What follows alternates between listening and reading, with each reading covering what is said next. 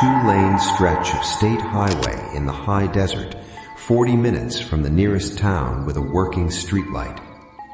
At 11:52 p.m., she stops talking mid-sentence. The phone call is still connected. You can hear her friend on the other end say, "Hello? Steph?" 3 times. Then Stephanie Wren says, in a voice that has changed completely, flat, quiet, almost polite, the voice of someone reporting a spider in the bathtub. "There's someone walking with my car." Her friend laughs, thinks it's a joke, asks her to repeat that. "There's a guy," Stephanie says, "walking, right next to my window. Danielle, he's keeping up." The dash cam shows nothing on the passenger side, just black desert and a guardrail flickering past in strobes of white paint. The needle on the dash, visible in the corner of frame, sits steady at 71 miles per hour. "Steph, pull over. Call the police. Don't be funny right now." "I'm not being funny." 22 seconds of silence. The road noise continues. The car does not slow down. Then Stephanie's voice again, and this time it cracks in the middle, splits into something younger and smaller than it was a minute ago. "He's smiling at me." At 11:54 p.m., the call disconnects. Danielle calls back 4 times. No answer. At 11:56 p.m., a 911 call comes in from Stephanie Wren's phone. The recording, later released under a public records request and now infamous in certain corners of the internet, runs 19 seconds. "Dispatch, 911, what's your emergency?" Caller, "There's someone walking with my car." Dispatch, "Ma'am, can you repeat that? Are you in a vehicle?" Caller, "He's not going away. He's not falling behind. He's right there. Why is he right there?" Dispatch, "Ma'am, what's your location?" Caller, "Mile marker, Route 9? I don't know oh God, he's looking at me." The line cuts out mid-scream. Stephanie Wren's car was found the next morning, engine still running, driver's door open, parked at a perfect 90-degree angle across both lanes of Route 9 near mile marker 87. She was never found. She is the 14th person to disappear on this stretch of highway since 1994. Every single one of them called 911 first. Every single one of them said the same 4 words before the line went dead. "There's someone walking with my car." This is the story of what's out there, and why nobody who's gone looking for it has ever come back to tell you what they found. My name doesn't matter for this story. What matters is that 11 years ago, my older brother Callum drove home from a bar outside Winnemucca on a Tuesday night and never made it back. His truck was found on Route 9, mile marker 89. Doors locked, keys still in the ignition, a half-drunk energy drink sweating a ring onto the console. No blood, no signs of a struggle, no footprints in the dust beyond the driver's side door, which stopped, according to the state trooper's report, 11 feet from the vehicle and terminated without explanation. The 911 call was the last thing my family ever heard from him. I didn't listen to it for 6 years. When I finally did, I understood why my mother had never been the same after the sheriff played it for her in a windowless room at the county building. There's someone walking with my car. I work for a small independent production company now. True crime, cold cases, the kind of content that does well at 2 a.m. when people can't sleep and want something to be scared of that isn't their own life. For years, I avoided this story because it was mine. Then I stopped avoiding it because I realized that not telling it wasn't protecting anyone. It was just letting the road keep its secret. So I filed records requests. I called dispatch centers in 3 counties. I talked to retired troopers who wouldn't give their names on camera, and a woman named Rosa Delgado, who has spent the last 19 years of her life cataloging every documented disappearance on this 11-mile stretch of Route 9, from mile marker 84 to mile marker 91. Her spreadsheet has 31 names on it going back to 1961, though she believes the real number, once you count the pre-digital record disappearances that got filed as transient, presumed relocated, is closer to 50. 14 of those 31 have documented 911 calls.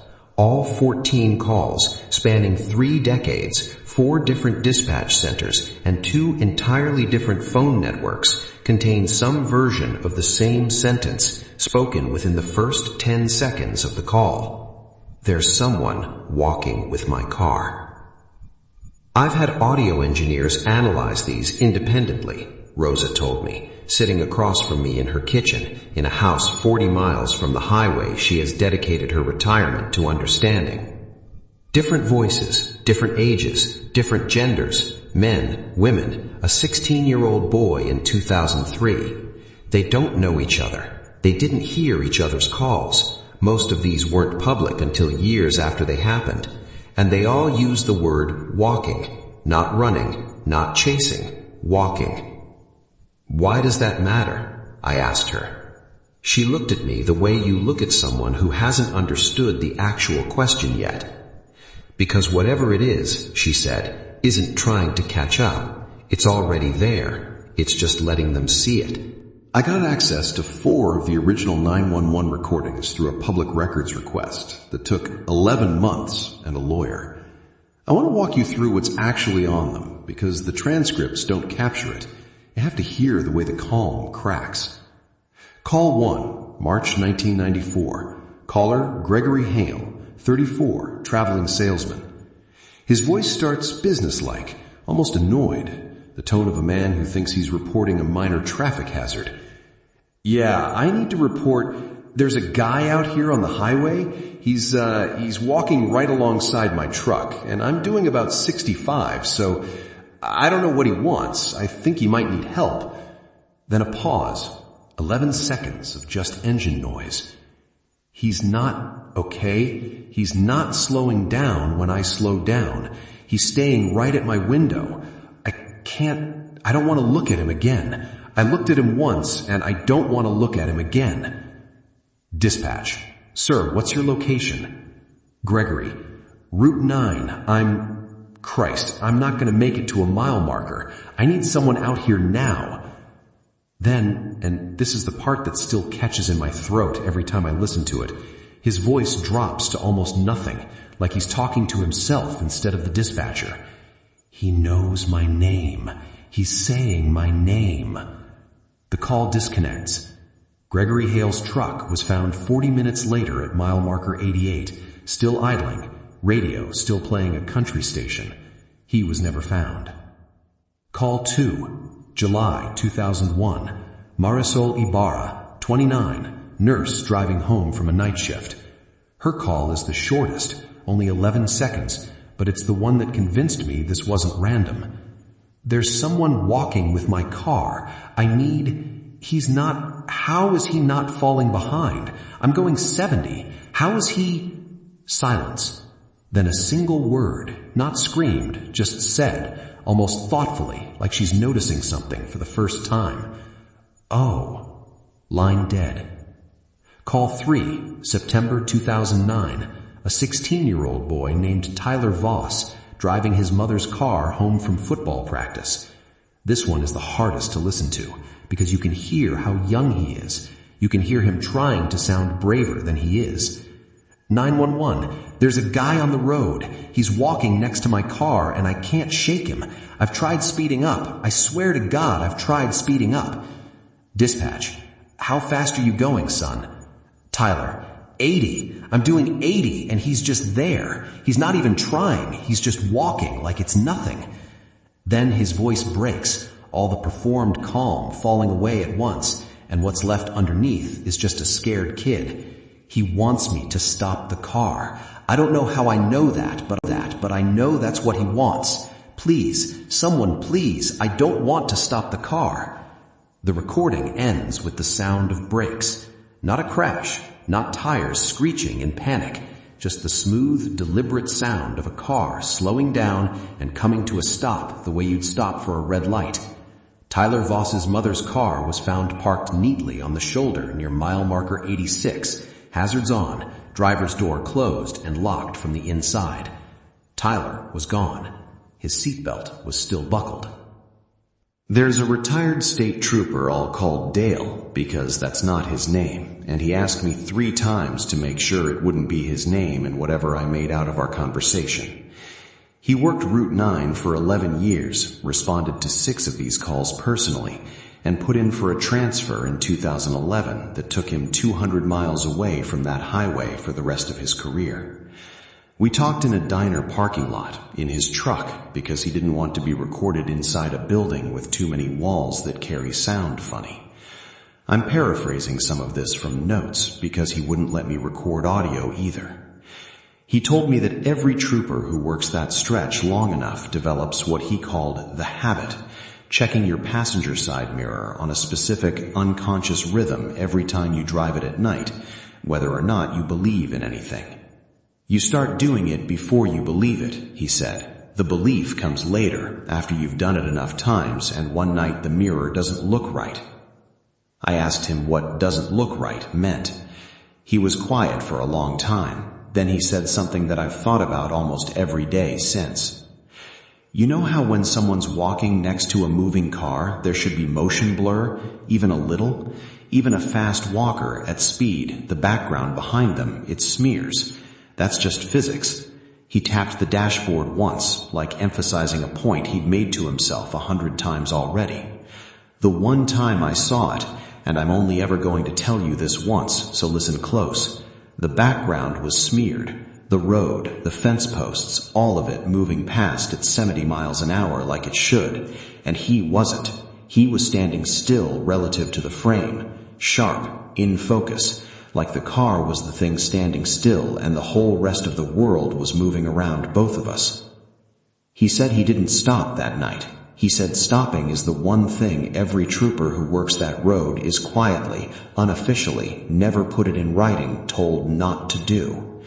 There's no departmental policy on it, he said. You won't find a memo, but every trooper who's worked those 11 miles long enough knows if you're driving that stretch at night and something's keeping pace outside your window, you do not stop the car, you do not roll down the window, you do not look at it twice. You radio it in, you give your mile marker, and you drive until the road sign changes to Route 12, because that's where it stops. Every single time, every case, every year, all the way back to whenever this thing started. It never crosses the line into Route 12. What happens if you do stop? I asked him. He looked at me for a long moment, and something in his face made me wish I hadn't asked. You want to know what I think happened to your brother, he said. It wasn't a question. He'd looked me up before the interview. I'm not surprised. Cops do that. He thinks somebody's engine died, or somebody thought they hit an animal, or somebody just panicked and hit the brakes, because that's what your body wants to do when something's outside your window at night, even when every part of your training tells you not to. I think that's the only variable that changes the outcome on that road. Not speed, not make of car, not whether you believe in it beforehand, just did you stop? I want to tell you I didn't do it. I want to tell you that after everything, after the tapes, after Dale, after Rosa's 19 years of spreadsheets, I had the sense God gave a house cat and just wrote the article and went home. I didn't. I drove Route 9 at 11:30 p.m. on a Tuesday in April, alone, dash cam running, phone mounted and recording, because some part of me that had been 11 years old in a windowless county building needed to know if my brother's last 19 seconds had been random or if they'd meant something. The highway past mile marker 85 stops having streetlights.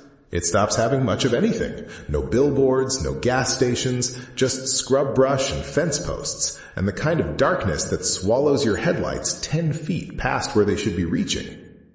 The radio starts to static out around mile marker 85, which I told myself was topography, and which I still tell myself is topography, most days.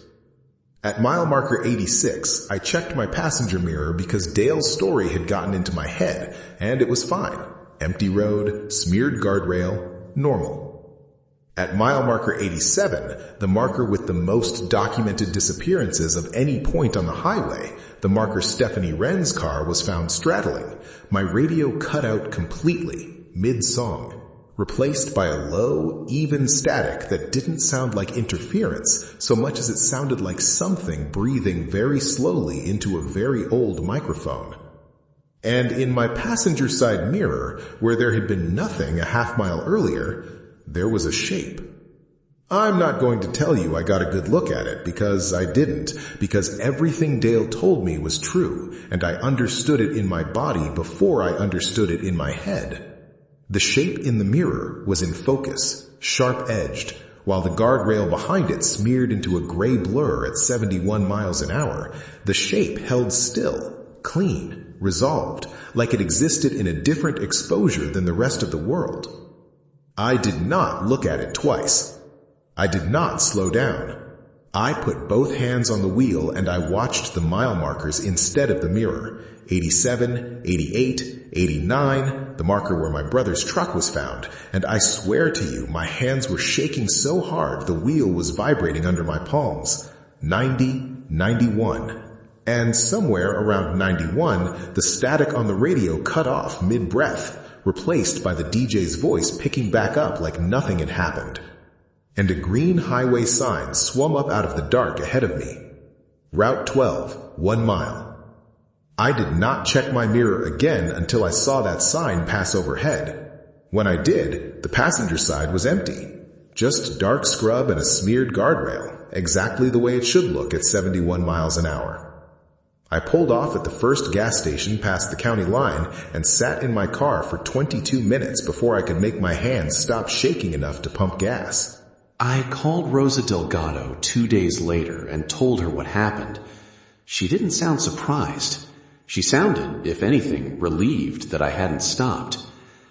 "That's the part nobody understands going in," she told me. "It's not about outrunning something. It's not a chase. It's a test.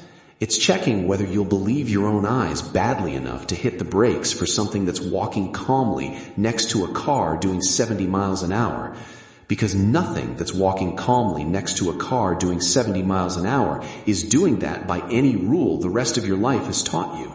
And the second you stop trusting the 70, the second some animal part of your brain says, pull over, be polite, see what it wants, that's the only door it's ever needed you to open." I asked her the question I'd been building up to the entire conversation, the one I hadn't let myself ask out loud until then. "Do you think my brother stopped?" She was quiet for a while. "I think," she finally said, "that whatever's out there has had a very long time to learn exactly what makes people stop. It's not the same trick twice. For some people, it's a person who looks hurt on the shoulder. For some people, it's the sound of a kid crying. For some people, I think, it's a voice that sounds exactly like somebody they lost calling their name from somewhere in the dark past the headlights, close enough that pulling over feels like the only human thing to do." I think about my brother almost every day. I think about a half-drunk energy drink sweat in a ring onto a truck console, and 11 feet of footprints that started and then simply stopped, the way you'd stop if whatever you were walking toward had finally, gently asked you to. The highway department has never installed a barrier, a memorial, or so much as a reduced speed sign anywhere between mile markers 84 and 91. When I called to ask why, the woman on the phone told me there was no engineering justification for special signage on that stretch, because statistically, according to their records, it has an unremarkable accident rate. Because none of them crash. Their cars just stop. Empty. Engines running. Doors sometimes locked from the inside. in a way no investigator has ever been able to explain, on a road with no other vehicle for miles in the dark, at the one place in 300 miles of American highway where something can keep perfect pace with a car doing 70 miles an hour without ever once appearing to hurry. If you ever find yourself driving Route 9 at night between mile marker 84 and mile marker 91, and you happen to check your mirror and you see something standing there, sharp and still against a world that's blurring past at 70 miles an hour, don't look twice. Don't slow down. And whatever you do, whatever it says, whoever it sounds like, do not stop the car.